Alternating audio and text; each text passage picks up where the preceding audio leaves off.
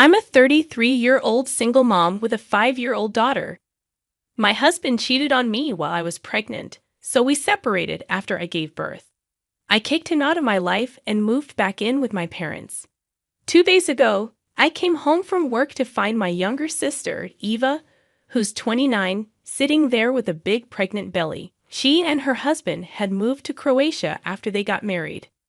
Surprisingly, I felt happy about her being pregnant, even though she's always been mean to me. For some reason, she never liked me and thought she was better than me. She used to manipulate our parents against me, and because she's younger, she often got away with it. Despite being younger, she's bigger and stronger than me. Despite my petite and lean physique, if my sister, Eva, grabbed my wrist, I couldn't break free. Even though it was evident to anyone that I couldn't physically overpower her, my parents never believed me when I told them she had beaten me. They dismiss it, saying she's my younger sister. How could she possibly harm me? So, I kept my distance from her, only speaking when necessary. Fortunately, I got the chance to move out for high school, which was a relief from her presence.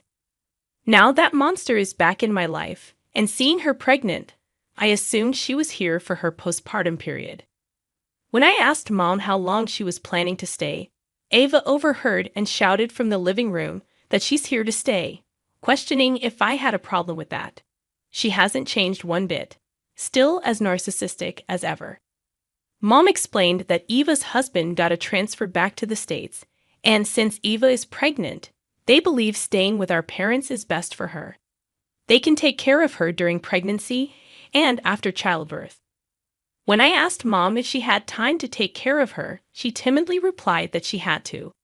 Eva is still young, and they think she can't raise her child alone. I was speechless, really. Eva is 29 and can't handle raising her child alone.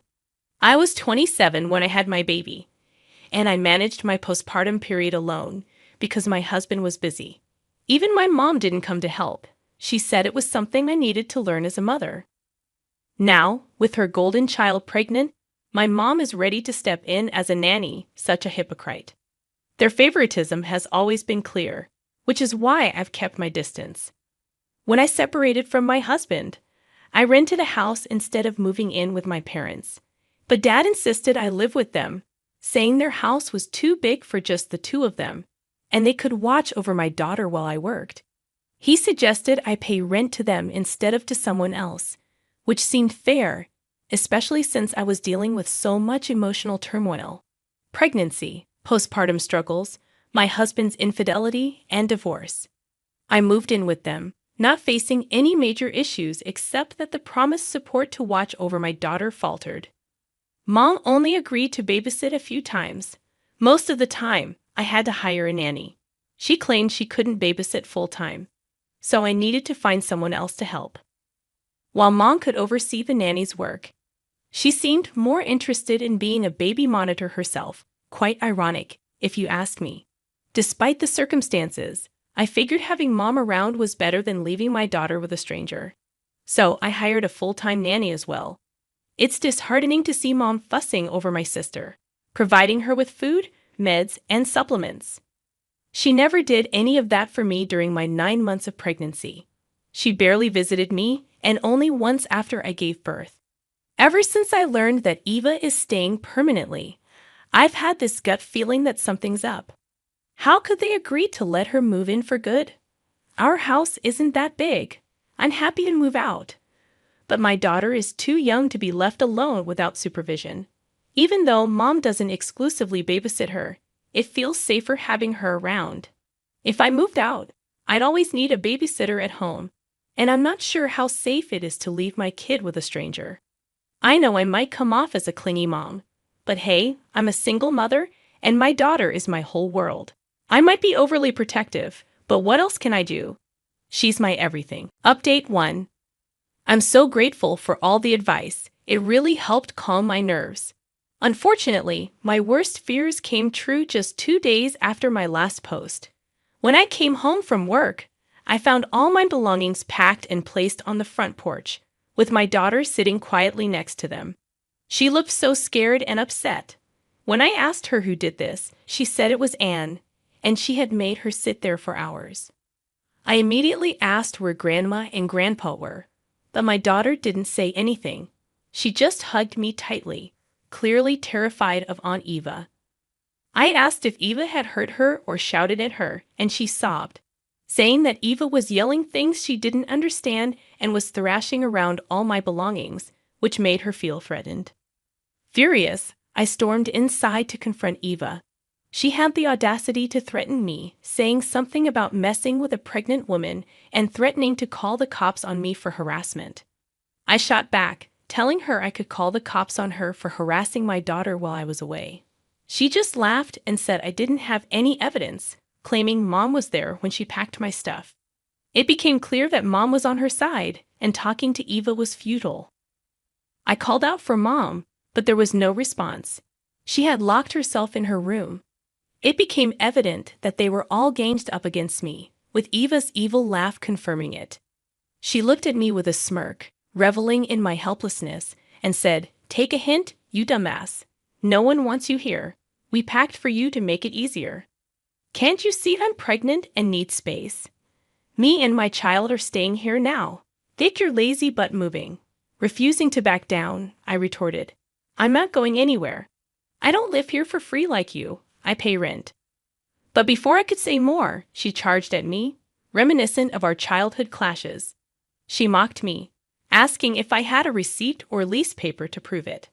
I didn't, and she seized on that, calling me a loser and saying that's why my husband found solace in another woman's bed, because I'm useless. Realizing there was no point in arguing further, especially in front of my terrified daughter, I loaded my car with our belongings and left. There was nothing left to discuss. My parents had shown their true colors, spineless in front of Eva. It dawned on me that Eva wasn't lying about Mom being there. She had helped pack my stuff.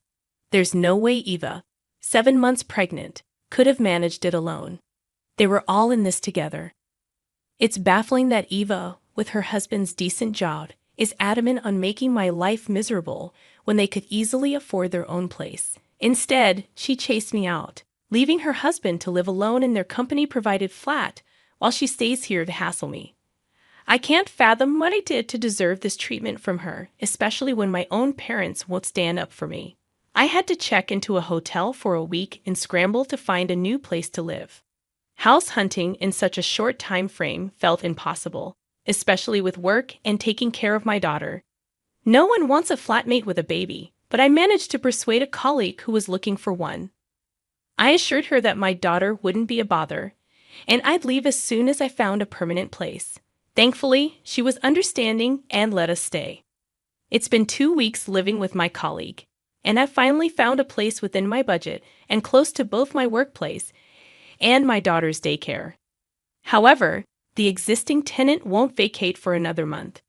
It's been almost 3 weeks since I was forced to move out, and I've already made the bookings for our new place. However, my daughter is still shaken with fear, constantly worried that Aunt Eva will come after us and hurt us. It breaks my heart to see her like this. She struggles to describe exactly what Eva did to her, but she cries and says that Aunt Eva yelled at her, stared at her with wide eyes, and threatened to hit her if she cried. She still sobs and wets her bed out of fear of Eva.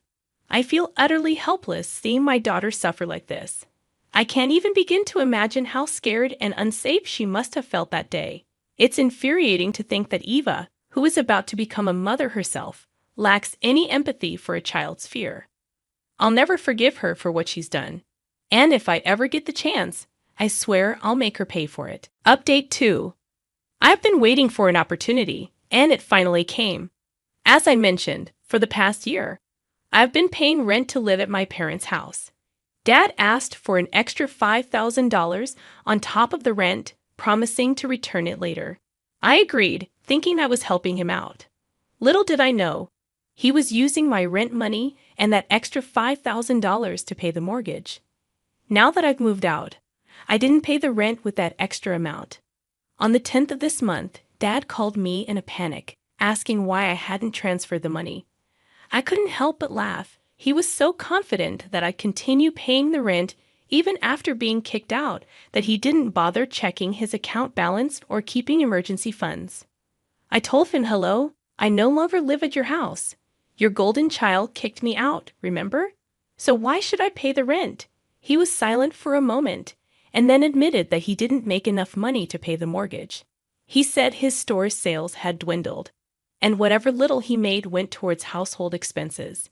He confessed that he had been using my rent money and the extra $5,000 to pay the mortgage. I responded firmly, "That's not my problem.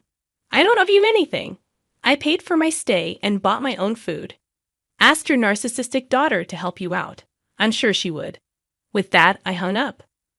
Within an hour, Mom called me, saying Dad was struggling to pay the mortgage, and instead of helping him, I was hanging up on him. She reminded me of how they stood by me when my husband left me, saying this was how I was repaying them. She urged me to swallow my pride and transfer the money I'd been sending every month. I couldn't believe what I was hearing. I replied, "Do you even hear yourself? You let me live in your house because I paid rent, and you used it for a mortgage. Whenever I needed help with my daughter, I hired a babysitter. You didn't pitch in. What kind of support are you talking about?" It's clear my mom realized I wasn't going to tolerate being pushed around like I used to as a child. Now I know how to stand up for myself. She tried to justify Eva's actions, saying she needed more space because she's pregnant, but I wasn't having it. I reminded her that Eva didn't request me to move out. She threw me out, and they all chose to turn a blind eye to it. I made it clear that I could never forgive them for allowing Eva to harm my daughter. Mom then tried to defend Eva, saying she's immature and I should overlook her behavior because I'm older and wiser. But it was clear to me that it was all about the money. I refused to be manipulated any longer. I told them I wouldn't give them a penny, and they stopped bothering me after that. It's been a month since then, and I think they're managing the mortgage on their own or with Eva's help. Honestly, I don't care what's going on in their lives anymore. I'm happy in my cozy little home with my daughter. I've hired a nanny who takes care of her after preschool. The nanny is a middle-aged woman with a son who's 5 years older than my daughter. They get along great and have a wonderful time together. It feels amazing to come home to a happy and loving daughter. Life does get better. We just need to hang in there. Update 3. Firstly, I want to express my gratitude for all the love and support. It truly means a lot to me, and I apologize for not updating this thread frequently. There were two main reasons for this. Firstly, I've severed all ties with my parents and narcissistic sister, so there wasn't much relevant to share. Secondly, life has been busy.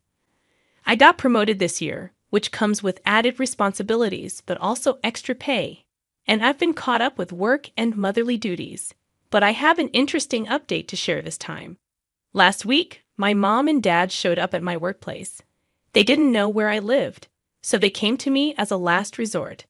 I was too busy to meet them, so I instructed the security to ask them to leave. However, they seemed unwilling to go and were arguing with security. They looked frail and as if they had aged at least 10 years.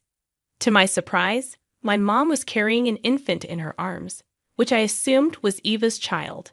Intrigued, I went out to meet them. Upon seeing me, they started sobbing. They came to me desperate for help to save their house. Dad explained that he hadn't been able to pay the mortgage for the past 7 to 8 months. He used up all their savings to cover the initial 2 to 3 months after I left, but they kept defaulting. Last month, the bank finally kicked them out, and their house was put up for sale. Since then, they've been living in a dingy apartment. They pleaded with me to help them save their house. I listened patiently and then asked why their entitled daughter hadn't helped them. They hung their heads in shame and revealed that Eva's husband had kicked her out after discovering she was cheating on him, and the baby wasn't his. All the stories about transfers and company accommodations were lies. Her husband was still in Croatia, and they're getting a divorce. I was shocked to hear this. Even after all that, my parents continued to support her. Mom tearfully admitted they didn't know about Eva's situation. She had claimed she was here for the delivery but disappeared after I moved out, and they only asked her for help with the mortgage then. When the truth came out, I was initially speechless. But then, I couldn't hold back my emotions and hugged my mom, tears streaming down my face. I couldn't help but point out that their support for Eva was evident by the fact that my mom was holding Eva's child in her arms. They explained they couldn't leave Eva in such a dire situation. They had used up all their savings to cover her medical bills. I fell silent, contemplating what to do next. Without overthinking, I asked where Eva was. Mom mumbled something, but Dad gave her a look and said Eva was at home, refusing to go to work. Mom interjected, saying it was because she couldn't leave the baby. I couldn't help but laugh at the absurdity. I reminded Mom that mothers all over the world go back to work when their babies are 6 months old, and Eva should have done the same, especially given her circumstances. They continued pleading for help, but I explained that I didn't have enough money to save their house. Dad suggested that if I could pay for the defaulted months, he could request the manager to stop the sale, and we could continue with the remaining payments monthly. I had to be honest and say I didn't have that kind of money. I had used up my savings to pay the deposit for my house lease and for my daughter's elementary school admission. Mom didn't take my response well, making faces in disappointment. I gently reminded her that I'm a single mom, solely responsible for myself and my daughter, and my resources were limited.